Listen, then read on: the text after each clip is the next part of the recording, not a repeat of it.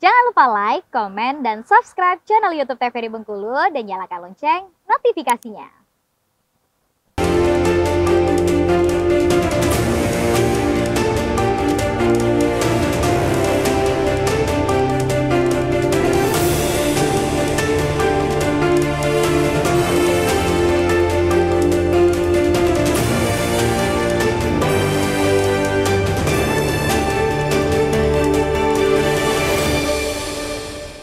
Baik, kembali pemirsa di Berndo TVRI Bengkulu. Untuk kesempatan kali ini tentunya kita masih di Berndo TVRI Bengkulu dengan tema kita mengenai capaian perumahan rakyat tahun 2023. Kita akan berbincang kembali bersama dengan Pak Rahman terlebih dahulu.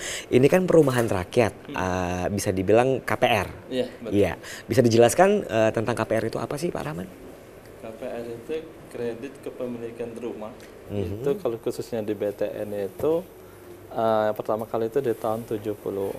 76, ya, oke. Kita diamanahkan untuk penyaluran perumahan khususnya kredit subsidi. Memang program dari pemerintah itu Bank BTN itu tugas utamanya ditugaskan oleh pemerintah untuk penyaluran kredit perumahan subsidi bagi masyarakat berpenghasilan rendah. Artinya rumah subsidi itu rumah yang speknya diatur, baik dari sisi luasan maksimalnya cuma 36 meter persegi, luasan tanahnya itu maksimal cuma 200 meter. Tapi kalau sekarang rata-rata mungkin di Bengkulu ini cuma 120-an. Itu lebih besar atau lebih kecil? Lebih kecil. Artinya itu tadi sepernya yang lebih besar itu maksimal tanah boleh dijual itu 200 meter. Dengan luas bangunan 36 meter persegi. Itu tipe?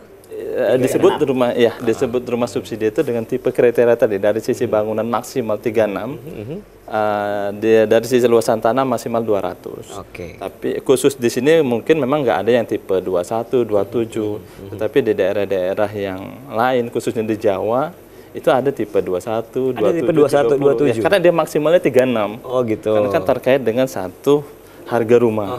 Tentu di Jawa harga tanahnya lebih mahal. Sehingga itu yang menyebabkan dia mau nggak mau harus bangunannya yang diperkecil. Tipe yang 327 ya kan? Contohnya itu di Surabaya itu luas tanahnya itu 60. Di Jawa, di Jakarta juga kurang lebih 50-60 luasan tanah. Cuman di daerah Sumatera mungkin rata-rata Sumatera itu 90 sampai 120. Kalau di Kalimantan itu waktu saya ke sana itu kurang lebih 160 developernya jual, tapi tahun kemarin itu 140. Nah, untuk Bengkulu sendiri itu lebih besar harganya atau lebih kecil? Kalau harganya dia sudah ditetapkan. Kalau di sini itu kurang lebih di tahun ini 164 maksimal. Nanti di 2004 itu menjadi 166. Itu nanti di tahun 2024 atau 168 kalau nggak salah itu. Tapi untuk sekarang ini maksimalnya 164. Tapi ada yang developer yang jual 140 masih. Cuman itu tadi tergantung jaraknya juga mungkin ya. Yang agak ke dalam dijual 140, tapi rata-rata di kota ini 155 sampai 160 sekarang. Ini rata-rata developernya ya. Iya, dapat untung atau enggak ya Pak? Nah, mungkin saya tambahin tadi Mas ya sedikit tentang gaji tadi. Itu boleh. Kalau dia untuk single income itu 7 juta. Oh, untuk single income. Iya, tapi kalau dia double income pasangan suami istri itu 8 juta. 8 juta. Ya, kalau kita pasangan suami istri sudah lebih dari 8 juta, udah nggak bisa lagi ngambil subsidi. Karena yang dihitung tuh double income kalau kita pasangan kita bekerja juga. Tapi kalau sendiri itu 7, tapi kalau berdua 8 juta. Ada yang lulus nggak sih misalnya verifikasi itu? Kan itu persyaratannya tuh. Ada yang lolos, ada pendapatan yang lebih besar dari itu, tapi dia dapat rumah subsidi gitu. Nggak mungkin. Oh, nggak mungkin ya? Ketika dia lebih dari 8 juta, sudah pasti dikatakan nggak mungkin.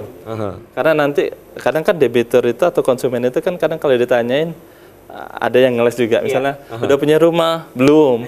Nanti itu ketahuannya di slik OJK. Baik. Nah, nanti kita kan akan waktu verifikasi itu minta data tentang data seseorang tuh KTP-nya itu kita minta ke OJK. Nah, namanya biasanya disebut slik OJK dulu namanya IDBI, BI checking. BI checking. Nah, di situ akan ketahuan debitur konsumen ini udah pernah atau belum. Ada yang nyangkut atau enggak ya.